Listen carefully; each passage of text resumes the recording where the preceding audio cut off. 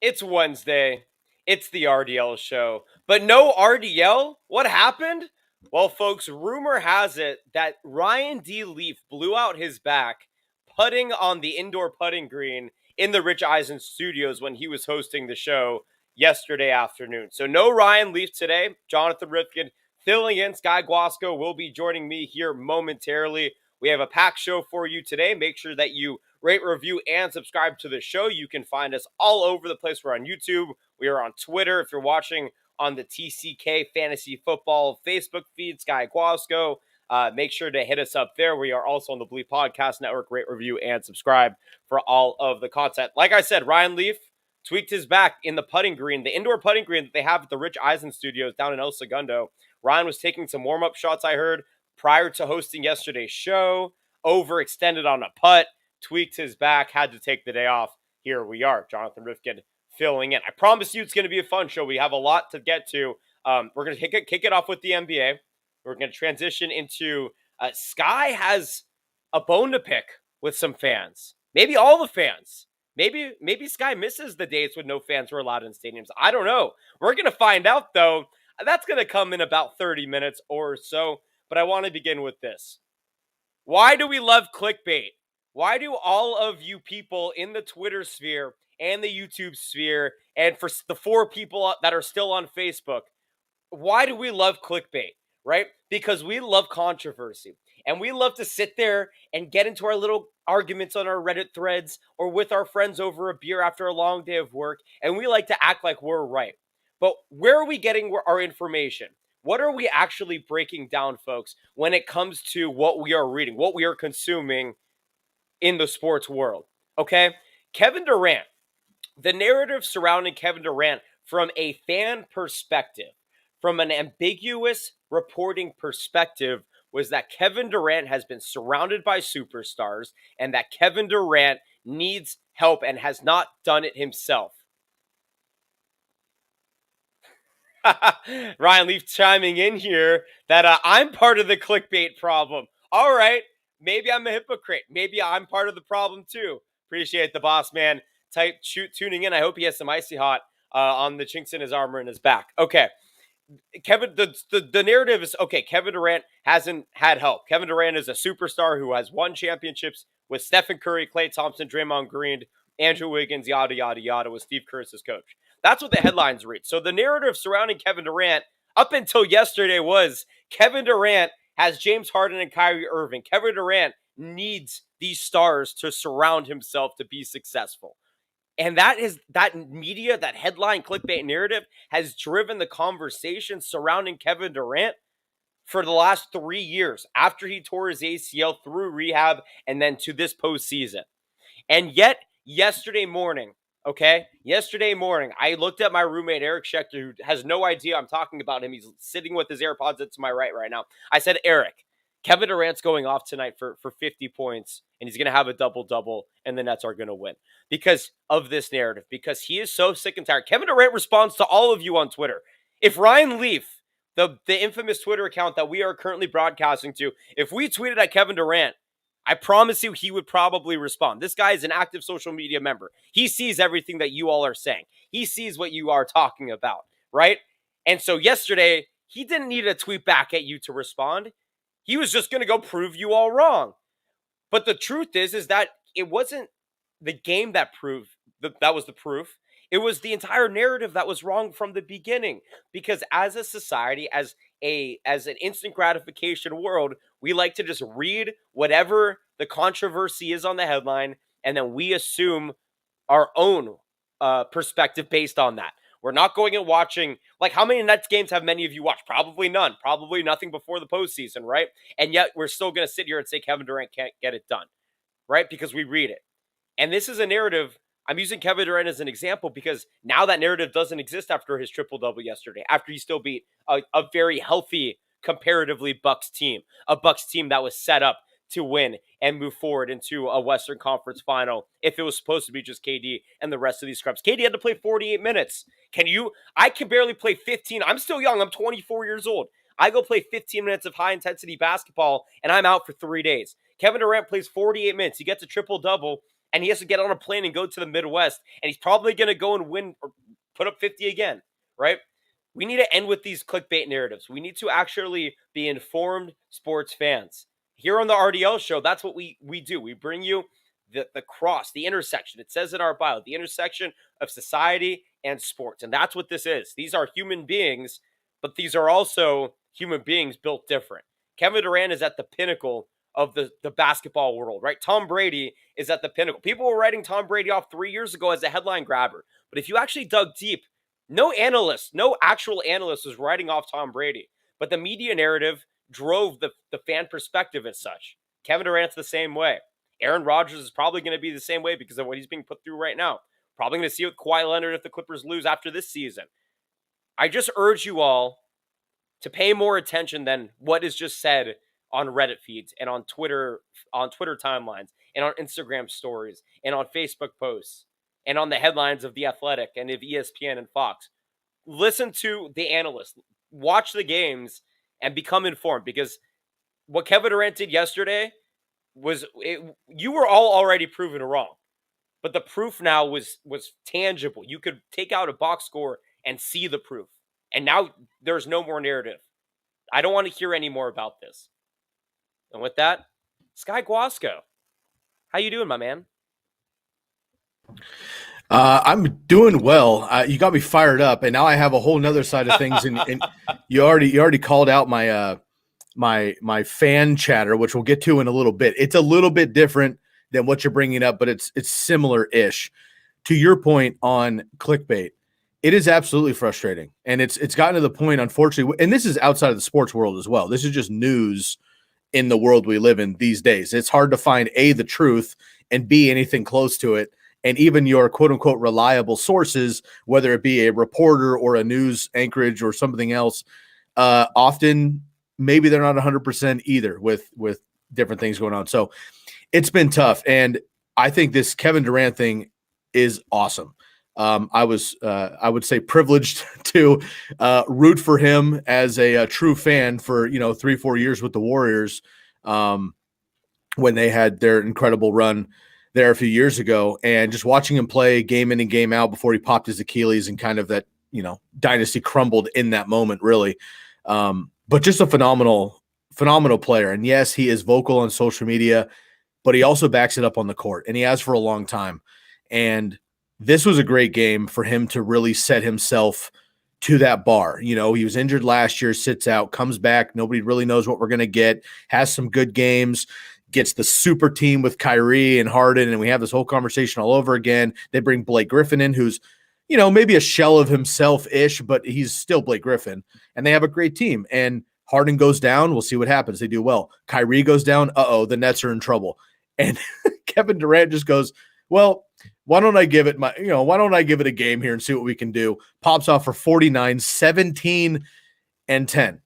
And just goes nuts for a night. And, it's great that you had mentioned the call, too. I was listening earlier in the day to not local radio, national radio, but listening to radio while I was driving around yesterday. And I was listening to Tiki and Tierney. And they had mentioned literally last night had to happen for the Nets exactly, or they were going to be in trouble and lose the series. And they quite literally said Durant has to step up and score 50, or the Nets, A, don't have a chance to win the game, and B, they're going to lose the series if they go down 3-2. And Durant scores 49, 17, dishing off, minimal turnovers, and they were able to get it. And you look, Giannis, who's been playing well the last couple of days, Middleton as well. Giannis had 34 in his own right, but not enough. And Durant had a series. He had, what was it, like 5 or 6 possessions in a row or something, where he dribbled down. First of all, he's the point guard at 7 feet tall, which is insane. Comes down, looks around quickly, and just kind of chucks up what looks like a Curry three. Just kind of off the dribble, pops it up, swish. And he did it about 4 times in a row. You can't defend him. No, when somebody's that hot, you don't have a chance. I was watching this morning. I was watching Cowherd, and they had his business partner on, Rich Kleinman.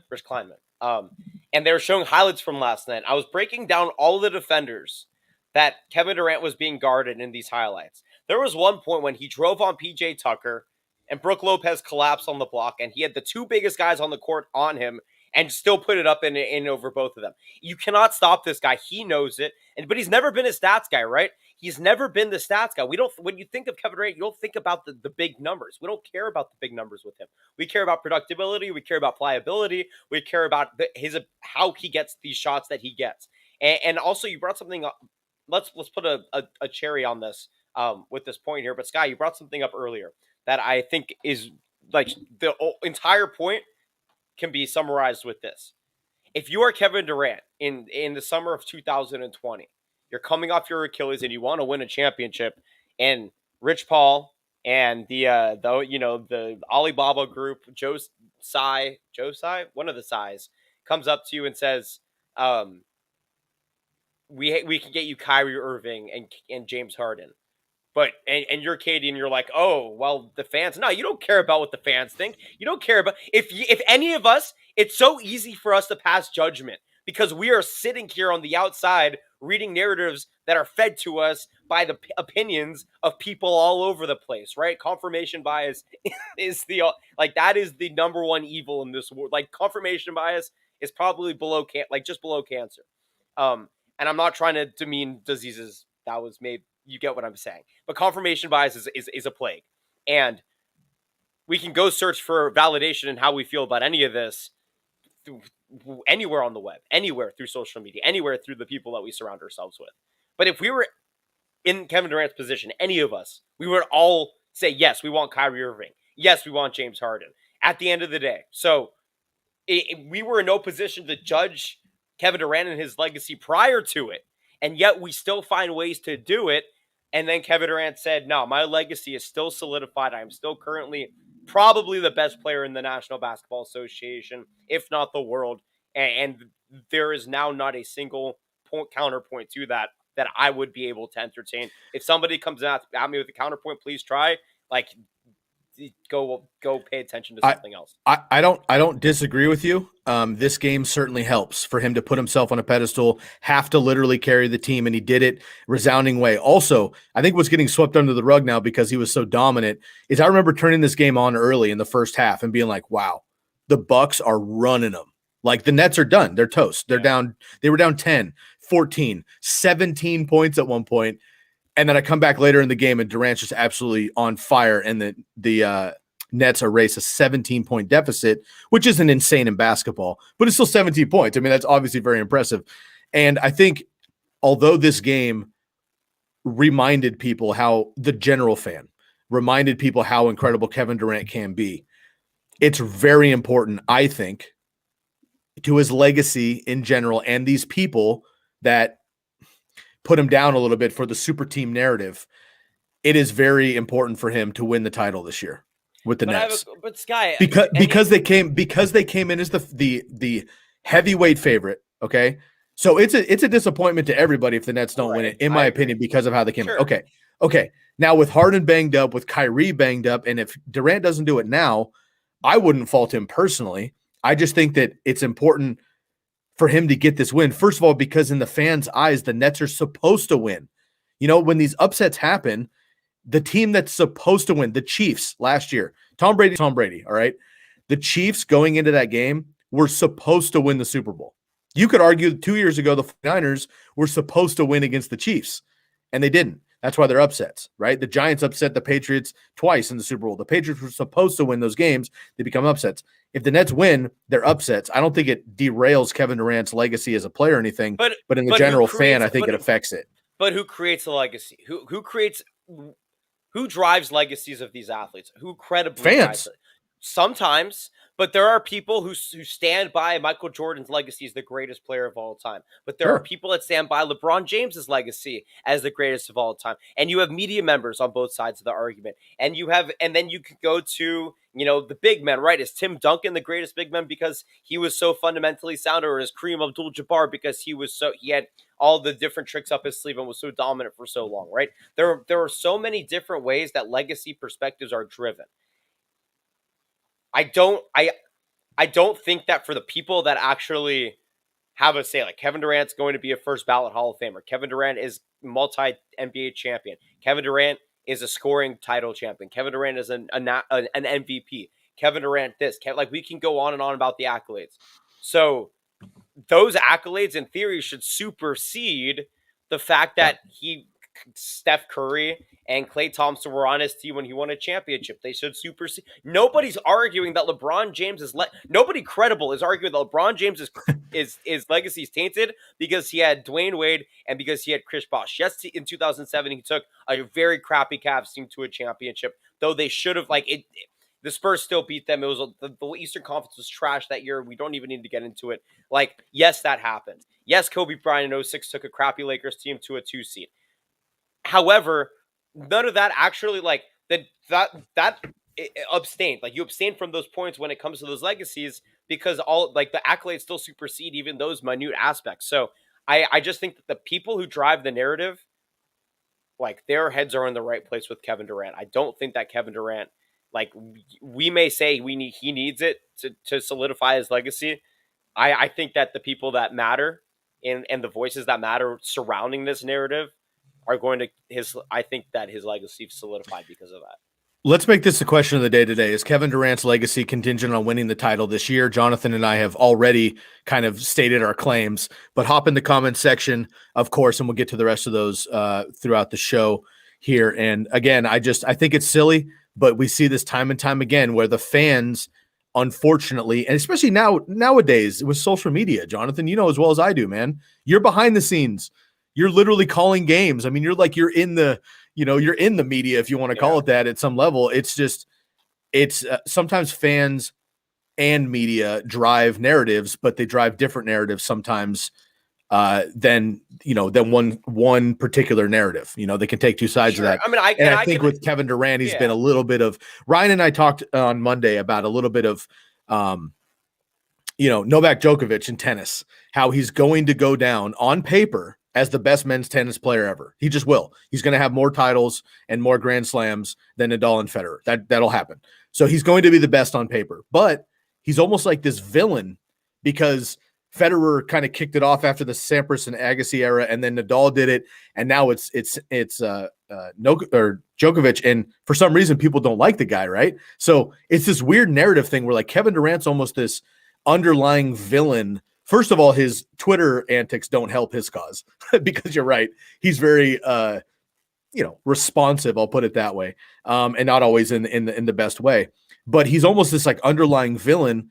And LeBron has worn that cape forever because he's floated around multiple teams and done this thing. And to the fan, it's just so weird. So it's odd, but I think he's an incredible player. And now that he's got some steam, even with Kyrie and Harden, which we're going to dive into the NBA injuries here a little bit deeper in a second, but even with Kyrie and Harden banged up, the Nets only need one more and they get a few days off here, and they're going to get either a beat up Sixers team or, an under the radar team in the Hawks who are fun, but I don't think they're going to compete with the Nets overall. So if Kevin can get through this one, I think the East is still in trouble now that he's got a little fire under him. All right, let's get to those injuries here in a second. Before that, I should have a picture of I do on my phone, but I don't know how appropriate it is. So we're going to use Ryan Leaf's abs as our promotion for Sunfair. Trust me. These give me another month. I'm still the COVID winter bod is being worked off. I'm eating my Sunfair. I'm still trying to catch up to this guy right here. He's also working out 6 a.m. every morning. That doesn't do it for me. I don't have that kind of. He has youthful energy. Let's just put it that way. So if you want some youthful energy, if you want to look like the big man, the top photo, I mean, that's a recent photo. The first one is July of last year. That's a quick progression. And that was barely working out. We're going to get an updated app pic, I promise you, of Ryan. Maybe tweaking his back out there putting like he did this morning to abstain from being on the RDL show. But make sure you go to sunfare.com for personalized healthy meals. Enter your information at the page. Select Carl Farrow as your sales representative and let them know that you heard about them from the Ryan D. Leaf Show. 10% off your first order. LA and Phoenix, Scottsdale areas only. Right now, we're working on the extension. I will drive up to Los Angeles from San Diego to pick up my Sunfair if it promises that I get abs like Ryan Leaf. We'll get there. We're getting there. Thank you to Sunfair and all of our sponsors for sponsoring the RDL show. Make sure to rate, review, and subscribe all across listening platforms, courtesy of the Believe Podcasting Network. NBA injuries. NBA needs to allow players to rest in the regular season. Okay? It's just that simple. Stop finding teams $15,000, $25,000, $30,000, $150,000. It does not matter. Why? Because you are getting screwed for it right now before our eyes, right? What makes you more money in media rights? The eyeballs in the regular season for regional games or nationally televised games in the postseason, late in the postseason? Probably the postseason games. So why are we sacrificing the pliability of players by penalizing them if they want to sit out because the game is on ESPN on a Wednesday afternoon and you pay Mark Jones and Hubie Brown to get out there for the call, right? Like, who cares? You'll still get your eyeballs. You'll still get your 5 to 7 million views on ESPN, and it'll be fine. Kawhi doesn't have to play that game. LeBron doesn't have to play that game. When do Kawhi and LeBron have to play? When does AD have to play? When does Kyrie and James Harden have to play? In the postseason. It vehemently affects the game. And when we look at the injuries now and the players who are playing through the injuries, DeAndre Hunter is a big loss for the Hawks. Right now, the Hawks and the Bucks are the most pliable teams. The Bucks have no injuries. They just have no bench.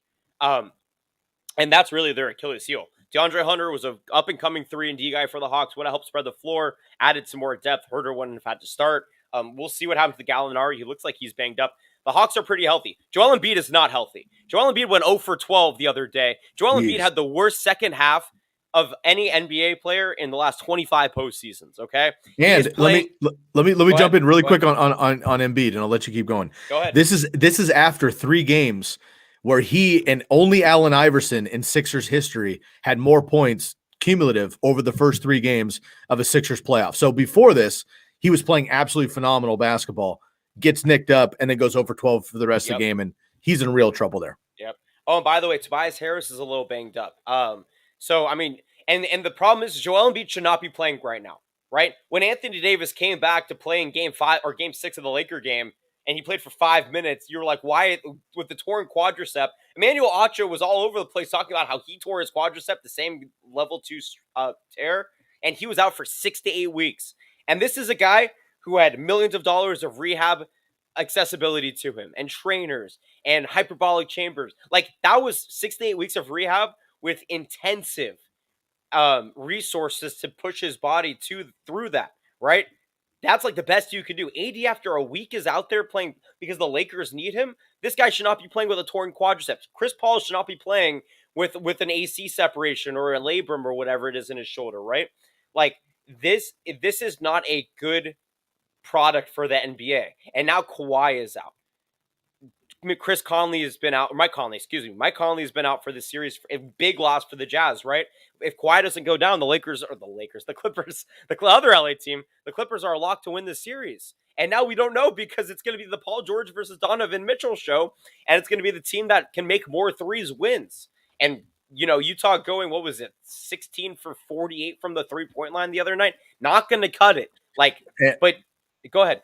And Paul George and Kawhi, but Paul George was, horrendous the first 2 games, and the Jazz fans are chanting playoff PG. He's got this reputation, unfortunately. He's a great player, but he's got this reputation of folding in the playoffs. He played horrendously in the first 2 games. They go down 0-2. He plays much better in the last 2 games. They win those games, but now they're without Kyrie. So which Paul George are we going to get? But there's a correlation between Paul George, right? The games that Kawhi has turned it on, the last 2 games, same with the Mavericks series, are the games that they both had 31 points last game. This was only the 3rd time all season. All season, Sky, we're 80-some games into the postseason now that they have scored each 30-plus points in a game. This should be happening like 40% of the game. This should be part of their game plan. I also want to make a point here and say that Paul George, he has the Kevin Durant opportunity, right? He goes to the line and Utah Jazz fans are chanting overrated and playoff Pete, like you said. Now, guess what? He goes and puts up 40 and wins the Clippers the game tonight. And now, what are the Jazz fans going to say? Right now, playoff P is going to become playoff P.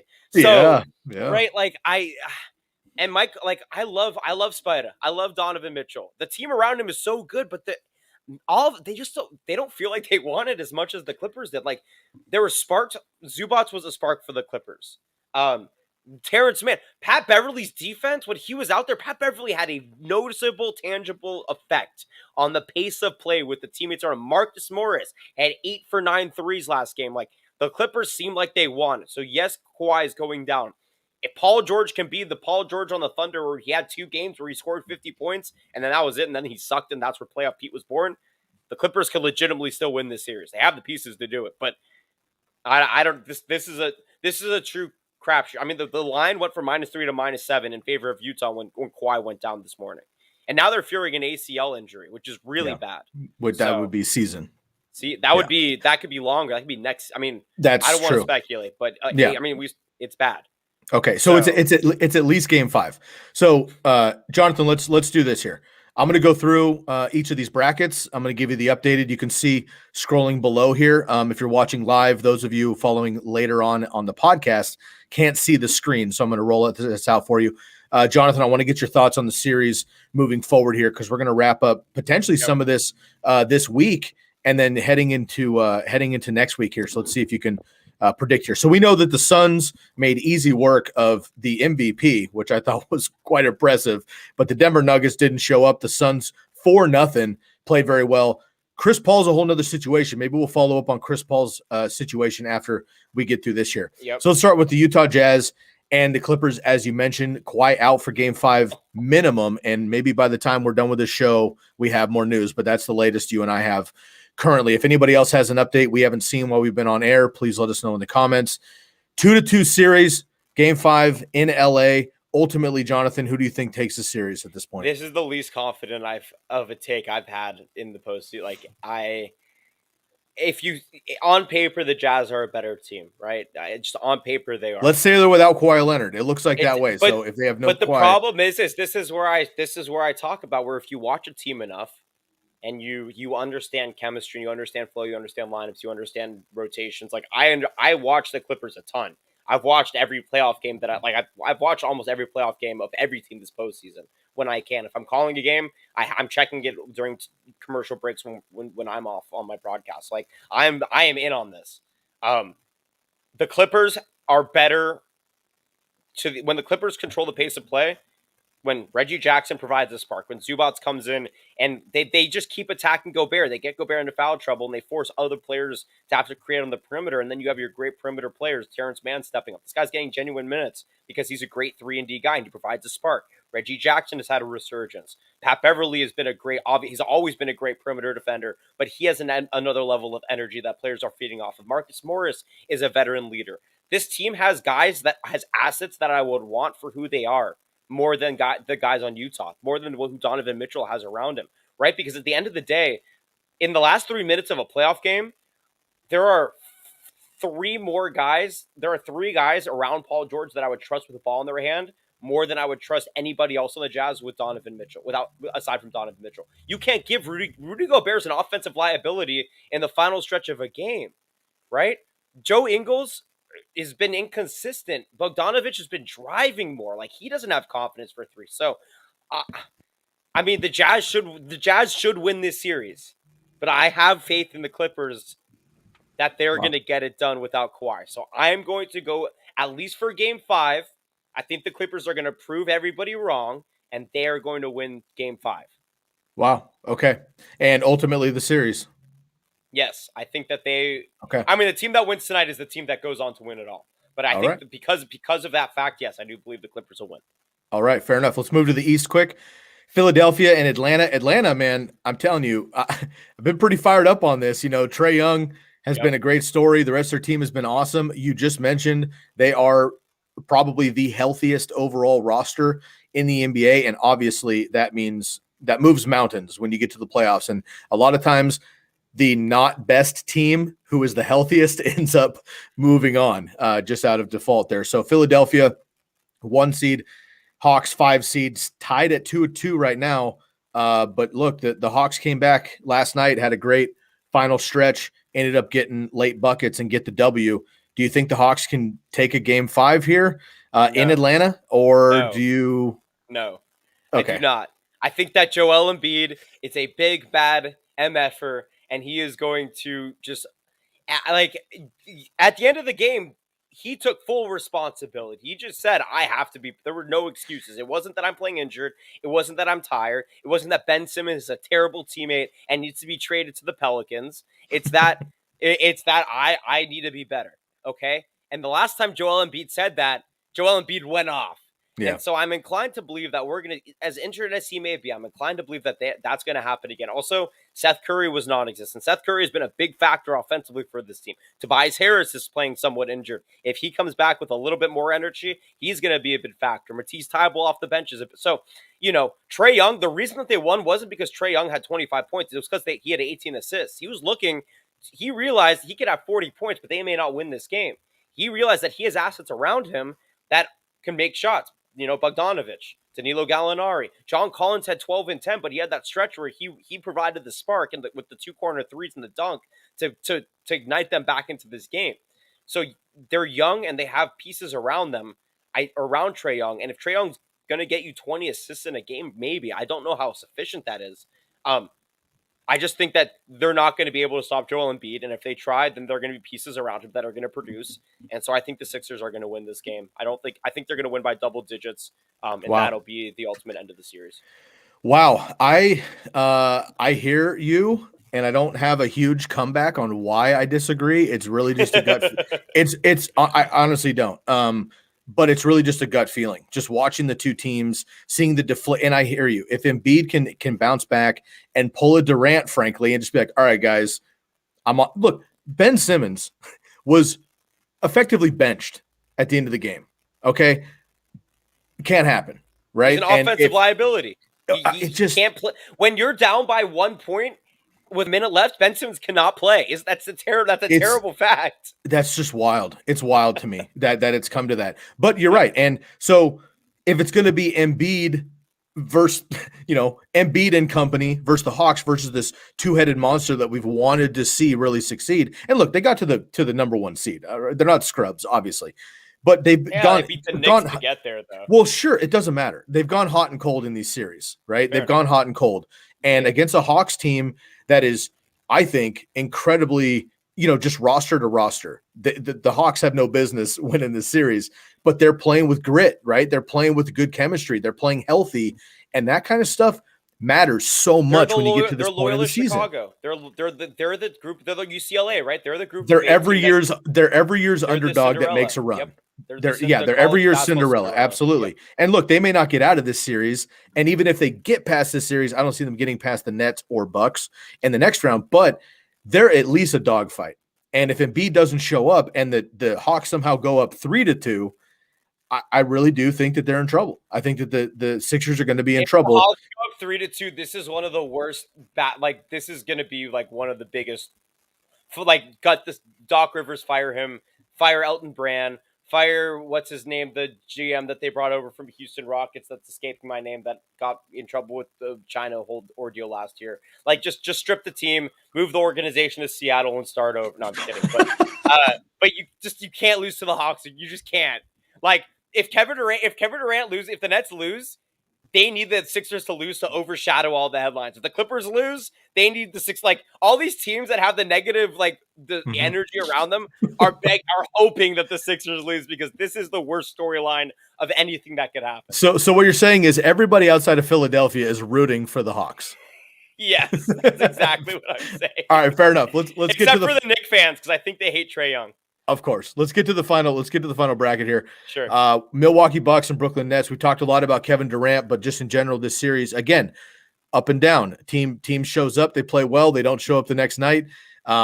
It's 3-2 right now. Brooklyn, I think Brooklyn takes it down again without Kyrie and Harden beat up even. I think that, Durant playing the way that he's playing. And Giannis gave an incredible effort last night. It just wasn't enough. And unfortunately, I just don't think the Bucks overall can match up for an entire game if Kevin's playing the way that he's been playing. So I'll take the Brooklyn Nets. But do you think that the Bucks have a chance to get an upset to force a game 7 at least? Yeah, absolutely. The Bucks played well last night. Chris Middleton had 24 points. Giannis and they were up 17 at one point. The reason that they lost wasn't because of KD. KD hit the big shots down the stretch. The reason they lost was Jeff Green came in and hit 7 straight threes. And Jeff Green was the X factor. Nobody's talking about this guy. Dude, he has been so many times, too. He had 27 off the bench. He had 7 threes. And we're sitting here KD. Yes, KD had an amazing game, 49, 10, and 17. Jeff Green was the reason that they came back and won that game. Is Jeff Green going to get you 27 points again? Probably not. Simons Katie's probably going to need to get you 60. Blake Griffin is probably going to need to get you 15. You're probably going to need to get like Bruce Brown in there and Luol. Like you're going to need your depth. And I don't also, how sufficient is it for Kevin Durant to perform the way that he did on less than 2 days rest after playing 48 minutes in game 5 of a basketball series? Like, would you blame him if he came out of the gate slow tomorrow? Probably not. James Harden is not James. He's out there just to do what he can, right? 5 points, 1 for 10 shooting, over 8 from 3, 8 assists, 5 rebounds. Like, fine, that's what you get. But he played 40. He's almost a decoy, which is weird in basketball, but he's almost like a decoy. But like also, you know what Milwaukee's going to adjust? They're just going to attack him. Why not just attack James Harden when he's on defense? He can't do it. He doesn't defend when he's healthy. He's certainly not going to defend when he's not healthy. Spread the floor. You have KD in the pocket. You got shooters around you.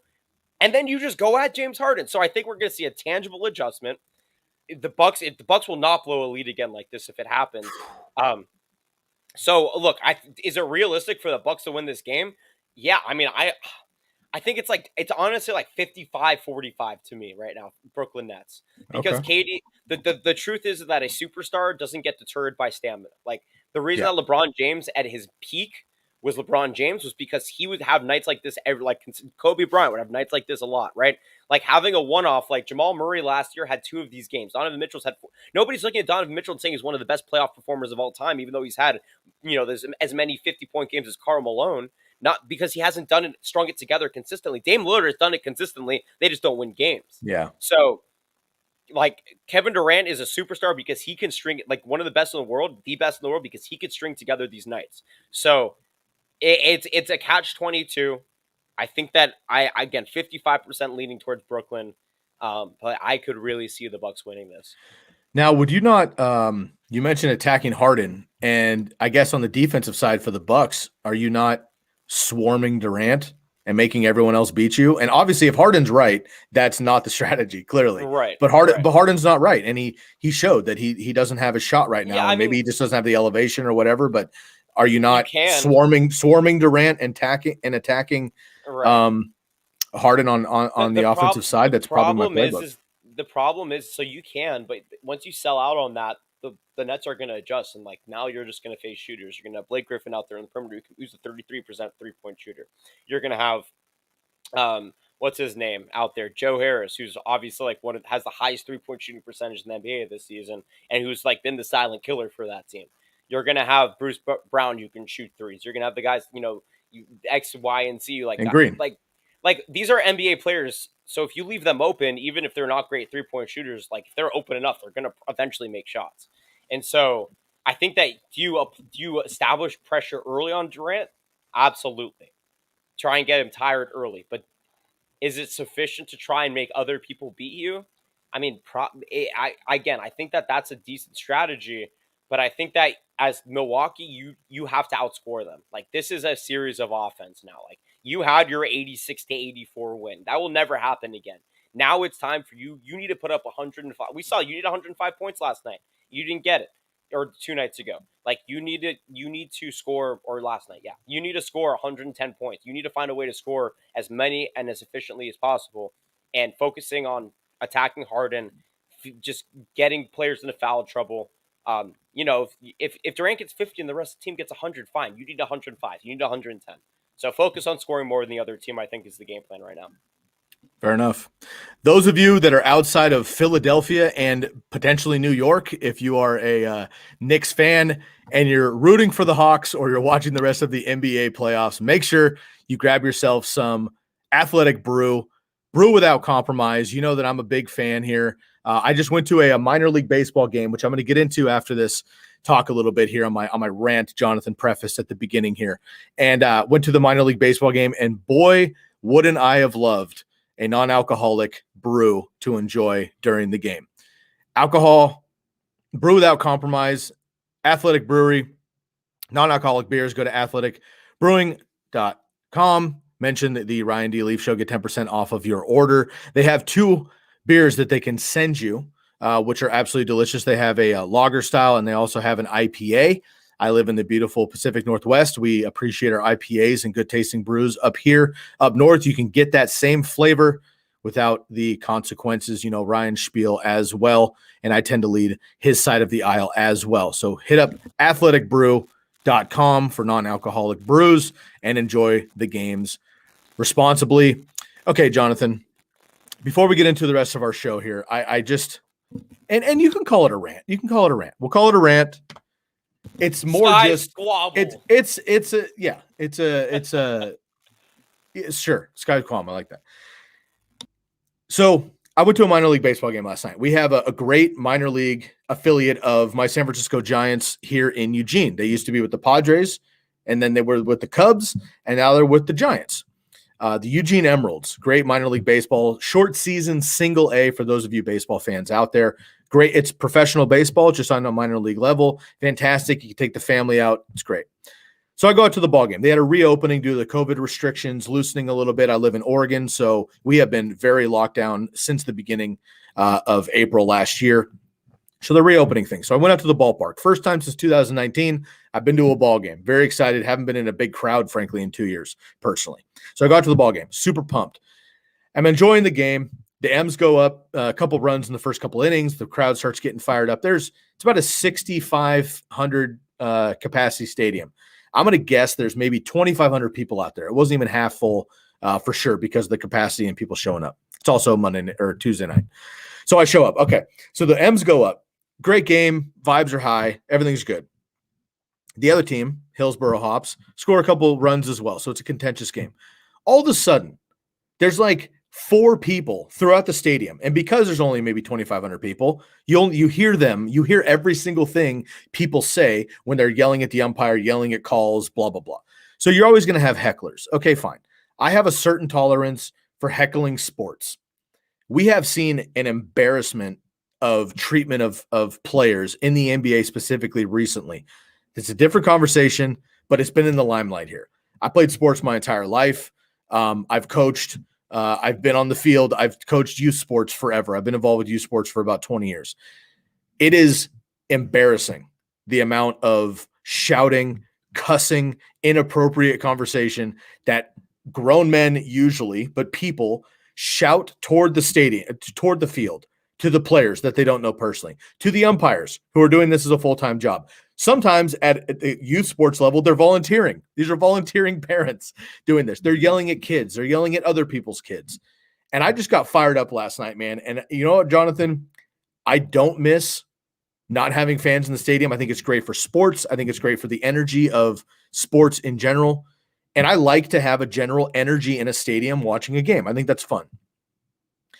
But I was disappointed, to say the least, last night of 2 or 3 people, and maybe they had 1 or too many non-athletic brews last night. All right. Not an excuse. They're shouting things. They're arguing every single call. And I know that they're just trying to get a razz out of the stands and try to throw off the players and the batters and all this stuff. But it's completely irritating minimum. It's annoying at the least for me as a fan that enjoys the game, that just wants to go out to the ballpark, enjoy a game, bring my family and watch a ball game, and have these clowns shouting to the stadium, right? And it's one thing to be like, come on, Blue, that was a strike, or, you missed that one, or, swing batter, like stuff like that, whatever, that's baseball. But when you're like yelling obscenities or you're cussing at people, right, on a human level, that's just inappropriate. People would never come to your workplace and be able to do this kind of stuff and have the ability to do it, have the freedom to do it. And somehow along the lines of professional sports, we have opened up this gateway and allowed people the freedom to chastise these players, to yell at coaches, to disagree with calls, to vocalize their non-professional opinions as a fan. And Jonathan and I are as passionate a sports fan as you could possibly have. Okay. He and I do sports 24/7. Jonathan calls games for a living, up and down the ranks. Okay. I've coached forever. I've played forever. We've been on and off the court in the field. Neither one of us, I can imagine, are the people yelling at stuff. And we probably know more than most of the people in the stadium. And we're not taking that liberty to shout things at people and disagree calls. So Jonathan, maybe I'm just out of shape from public events. Maybe I'm just that dad at this point that's like, hey, shut up. I just want to watch the game. You're like, maybe I'm just the old curmudgeon guy fan that's just like, hey man, like save your comments to yourself, save it for the game. Or maybe I just think it's inappropriate in general. And I'm getting frustrated. It's hard for me to go to a game and watch stuff, not because of the sport at all. It's because of the fans and the people out there. And it's just irritating because I know they're just loudmouths. And because, again, the players can't react. The umpires can't react. They're not going to get thrown out of the place unless they throw a punch, so they can get, as disrespectful as they want to. And it's tolerated somehow in sports. And this is at the minor league level. There's like team parties and YMCA kids around and work parties and stuff at these games, and they're still doing it. Am I out of line? Am I a softy, Jonathan, or is this really something that potentially needs to be regulated at some level? Because I cannot imagine any other factor in life where people can show up anywhere you're at and vocally disrespect and chastise what you do for a living and have it be okay. You're just becoming a member of the media, Sky. Welcome to Am the I? media. Okay. Because all right, great. Well, last night I had my media hat off. I left it at home, and I was just trying to enjoy the ball game with the family. But you can't. Once you start thinking as a media member, it creeps into every aspect of your sports interest. Sure. And that doesn't mean you're not going to enjoy the sport. It means that you're going to look at it from a more analytical and critical perspective. It's just obnoxious. And part of that is the fan, because I have a feeling you're more hypersensitive. This is not new, right? Have we been caught up in a fanless world of sports, or an abridged version of that because of coronavirus? Absolutely. Have we forgotten fan etiquette? Look at the conversation surrounding the NBA with the Westbrook getting popcorn dumped on, and there's a few Kyrie getting spit at, right? Mm-hmm. This is becoming a problem at all levels. I got screamed at. I'm a broadcaster. I got screamed at fans on Friday at a high school basketball game. Right? Unbelievable, dude. I've been in gyms where high school parents have been kicked out for screaming at coaches and at fans. There's a joke I always make. I've had fans literally threaten to fight me in the parking lot, Jonathan. Yeah, at a fourth grade YMCA basketball game, in which I'm volunteering to do because none of the actual parents step up to do it. You have to remember something, Sky. They're impassionate fans. Their identity is tied. Like parents. The reason that I go to a high school game and there's a bad call out there and parents are screaming, it's because their identities they live vicariously through their kids, right? It's embarrassing. They want their kids to be in the every parent who has a kid playing high school basketball or high school softball, they all think their kid's going to go be a professional, right? We all want so they get impassioned and they forget the line. Same thing. You go to an M's game, right? M's, yes, they're a minor league baseball team, but they're they're cultivated within the Eugene community. People identify, their livelihoods are part of this. And so they literally feel the missed calls. They feel a bad play. They feel a coaching error or a player error. And they don't think about the human element, right? And as a media member, you're interviewing analysts. You're interviewing Diane Rossini. You're interviewing Kayla Anderson, right? We're going to have Matthew Berry, a little tease for you next Monday, right? You're interviewing people who humanize the world of sports. So you take now a more humanistic approach. You are able to step outside. Like when you go to a Giants game, I'm sure you're as passionate a Giants fan as you ever have. But if there's a call against the Giants, yeah, you may feel it a little bit, but you're not going to be this vehemently because you have a way you are looking at it through. And I'm sure at some point maybe you were like that. I've had moments when I was little. I was an obnoxious basketball fan. My freshman year of college, until I was told I had to be impartial for the radio station, I was probably an obnoxious Oregon fan, man. Like this is the spoiled perspective that we have. Now, there's a joke I always make when I go and I call games, because there are times when I sit either close to or in the stands. Softball specifically is my favorite, or baseball, diamond sports. An umpire gets a call. Whether or not I agree or disagree, I don't say. But when there is a negative reaction throughout the fans, I say it louder than I normally say things. I say everybody's an umpire when they come to the ballpark, but the only one that matters is on the field. And 9 times out of 10, I get a laugh throughout the entire stand, because they realize how ridiculous they're being. You're not going to change the game. And this is a freaking high school softball game. This is a college baseball game. This is a minor league baseball game. The fan etiquette's going to come back. Or your frustrations are going to become limited because you're going to start being more okay with it, understanding the perspective that these fans have. That's how I feel. Yeah, and to your point, I mean, you're right. I'm at a Giants game, a Fighting United game. Some team I'm more invested in, even the M's. I'm a local guy here. I'm a There you baseball go. nerd. Like I go to Yeah. M's games. Look, a bad call, and I've umpired. I've played baseball my whole life. I see a call and I say, I wouldn't have called it that way. Therefore, it's a bad call in my brain. So I go, oh, bad call. Like, come on, Blue. Okay. Again, that's one thing. But I'm not like, F bomb, F bomb, F bomb, Blue. You effing suck, Blue. Like, blah, blah, blah. And I just think it's like, it's the level of a fan and disagreement that versus like what you're doing on the couch, bringing it out to a public environment. And especially, and again, maybe this is just my dad hat, and I apologize. We can move on here. But working with kids for 20 years, all right? Yes, I was a passionate kid fan. My dad was too. And it's not like he didn't cuss. I have a foul mouth off air, all right? But it's the way you say those words, okay? I don't have a problem with the words. It's the way you say the words and the way they come across in the derogatory inflection nature, you put onto somebody. I know, but it doesn't make it okay. I agree, but fans want to feel heard, right? Fans want to feel heard. So if I stand up and I say that's a bad call, I'm not standing out. If I say F you, Blue, that's an effing bad call. You effed up. That player should be on effing third, like you SHI. I know whatever, why they do it. I'm just saying. I know why they do it. They get a rise out of the fan because half of the stadium laughs when they do that because they don't care, right? But the other half of the stadium's like, "Come on, bro!" What do like, you think hey, of I don't the want fan? to What do you think of the fan beating up the guy in the Jamal Murray jersey? What do you think of that? Well, he got attacked. He's on the next level. I was gonna say that was a self-defense thing, wasn't it? Yeah, but these guys still were they were fighting and that's another level of but they're running their mouth. I mean, again, that's fans, and again, that might be a few too many frosties on a hot day catching up to you and getting the emotions. Probably more running. than some frosties. Okay, so that's a totally different conversation, and we can move on here. I've had my rant. And I appreciate the space, and thank you, listeners, for having it. But it's really just, I just think on a human level, you should have decency 100% of the time. People get fired up. I get fired up. I get disappointed. I run my mouth. I get louder than I want to sometimes. I disagree with things. But again, it's all about how you do it and when you do it. And in my opinion, the way that we have just accepted and allowed fans, yes, who quote unquote pay good money to see that. You don't pay good money to go rise people and call them names and make fun of them and be disrespectful. Period.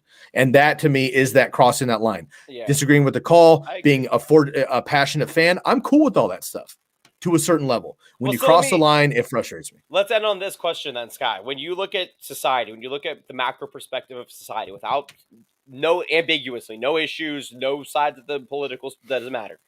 Would you say that you are disappointed in the baseline etiquette that people in society treat each other with? Yeah, and of course you can't put that across the board. There's a lot of really incredible humans. I agree. Hold on. I agree. Okay. But I feel comfortable pigeonholing the majority of people as subscribing to a lesser form of basic etiquette than what I would like. So I would say yes, I do. Okay. I think, and I go throughout my day, knowing that, so I give people the benefit of the doubt for me now. If I disagree with you, I disagree with you. If I don't F with you, I don't F with you. That's fine. But I have more empathy for people. My benefit of the doubt is now greater. There's a bigger margin of error for people because I know what to expect from a lot of them. If I'm surprised because somebody's amazing, that makes me feel even better. Maybe, and that's how, sports isn't an exception. Sports is part of society. So maybe the expectation just needs to shift to be more on par with, you know what, this is just how sports fandom is now, right? Yeah. Again, I can just disagree with that. I'll tell you what, Jonathan, that conversation was cleansing. I appreciate the space. Right. I'm done. I feel better. I'm taking a breath. It's out of me. Spice things up? I do need to spice things up. I'll tell you what. How are you going to do it? As soon as the show is over, I'm grabbing a giant lunch. I'm going to refuel my body. That was a lot of energy. That was a lot of calories. And I'm adding extra bomb banana hot sauce.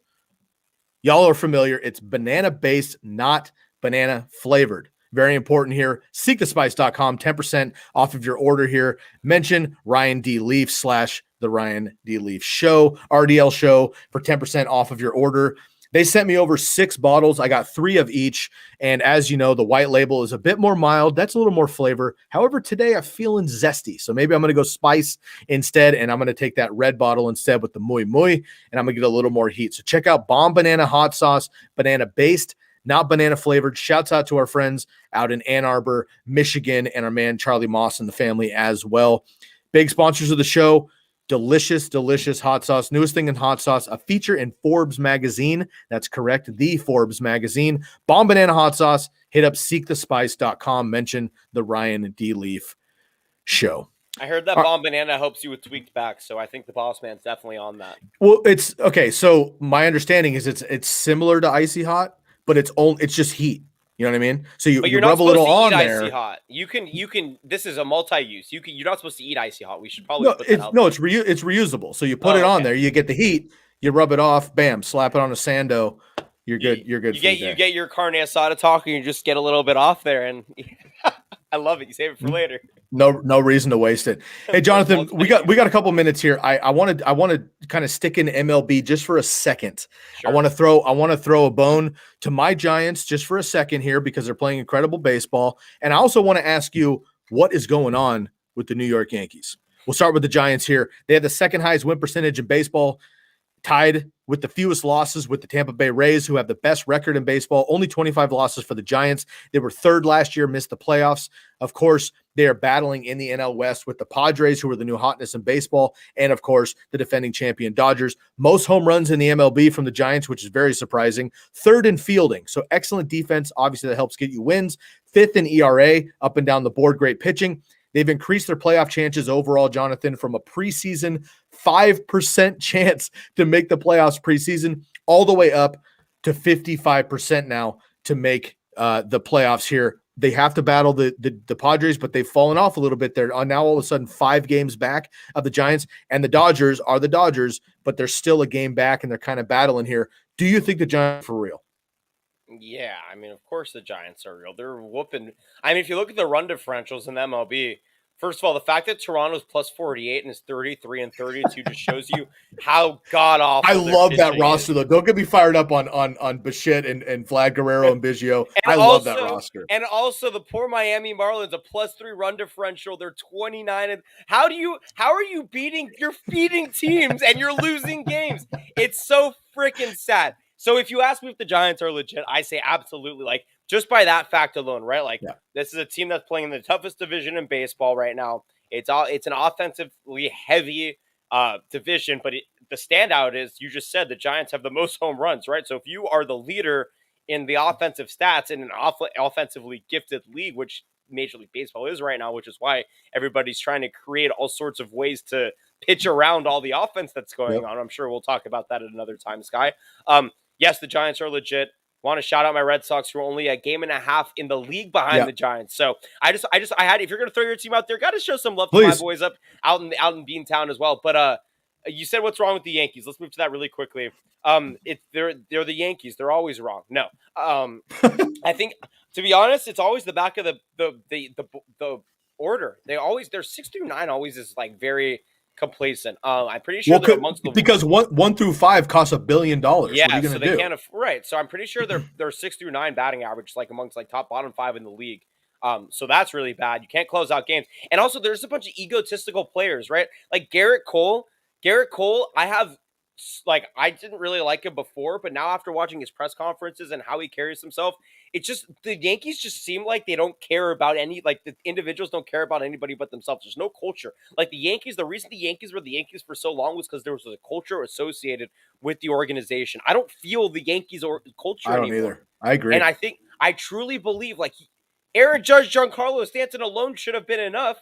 But, yes, Stanton gets injured. Yes, Judge was out for the first part of the season. But you're still signing big contracts for pitchers. The problem is that everybody's there for themselves. And there's no organizational spirit. And as much as I hate the Yankees, I'm a baseball fan, right? It's the same with the Knicks. The NBA is great when the Knicks are great. The MLB is fun, like not when the Rays are the best team in the league. When the Yankees and the Red Sox are fighting for the top spots, when the Giants and the Dodgers are fighting for the top spots, the White Sox are freaking great, But the Cubs are finally scraping together a couple of wins. They're 7-3 in the last 10 to to have where are they 30-29? Like that's also like we have these little pockets where like the semblance of rivalry in baseball is coming back and baseball's struggling, and the Yankees being terrible is a big reason why. So that's all I'll say about that.